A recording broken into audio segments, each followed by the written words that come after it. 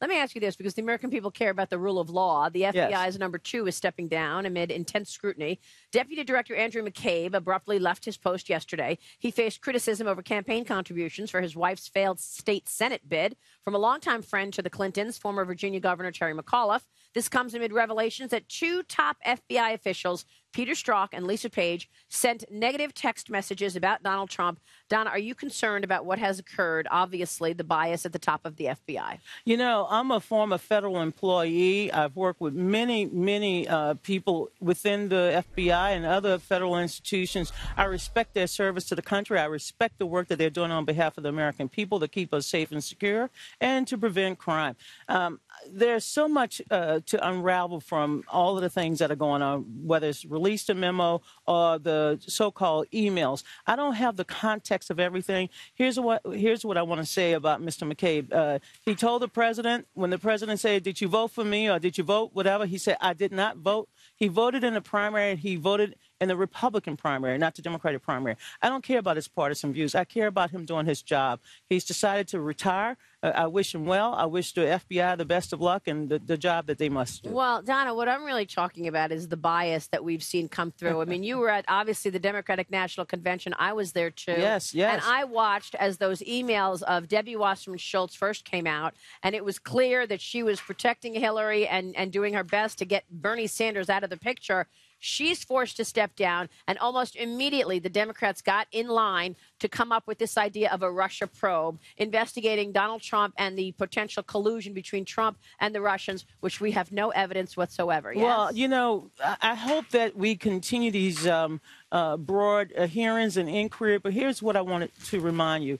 Debbie's emails were not hacked. The staff of the DNC emails were hacked. And as the former interim chair of the Democratic National Committee, I take personal responsibility for working with federal officials to improve our relationship so that we could get to the bottom of what happened to the Democratic National Committee. Well, you make a really good point. You want to get to the bottom of it, but the Democrats never handed over the computers to the FBI and the CIA to actually investigate what happened. What we did, you hired a private company to do it. We did, and as Director Comey said last June, that company provided the information, and we made. Why not just let the might of the U.S. government do it? Why not give it to the FBI, the CIA, and our agencies? Not only did we give you wanted a private company to do it. No, we wanted to make it was a company that was led by somebody who used to work for the Justice Department. So we made sure that they received everything they needed to complete their investigation. Look,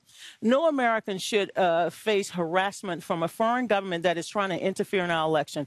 The Democratic National Committee was a victim of a crime. We should figure out what happened that has to the nothing Democratic to do National with Donald Committee. Trump. That's all we I'm don't saying. know. The Russians have been. Well, we know what we don't know from Special Prosecutor Mueller's team. And so far, there's no evidence of it. That's what we know. There's evidence, and there's high confidence by the intelligence agencies that the Russians did interfere in our elections. And they've been undermining the U.S. for decades. And they've been undermining the United States and Western democracies to weaken these democracies. And what they did in 2016 was not only sow discord, but try to discredit Hillary Clinton. Right. Remember, 11 days before the election, it was Director Comey who came out and said Hillary Clinton was under investigation, not Donald Trump. So I don't want to get into I'm not looking back. I want to look ahead. And this is what I want to look ahead to. I want to look ahead to an election that is free from any foreign interference. And I want to look ahead to an election where we can be confident that there's no one trying to hack into our system. What is Hillary Clinton doing right now? I mean, her 2008 campaign manager says that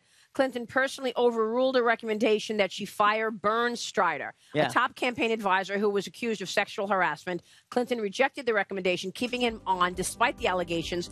Do you think Hillary Clinton made the wrong decision? I mean, how many other women have he sexually hurt? Well, you know, as you well know, Mrs. Clinton just recently acknowledged that. She reached out to the woman again.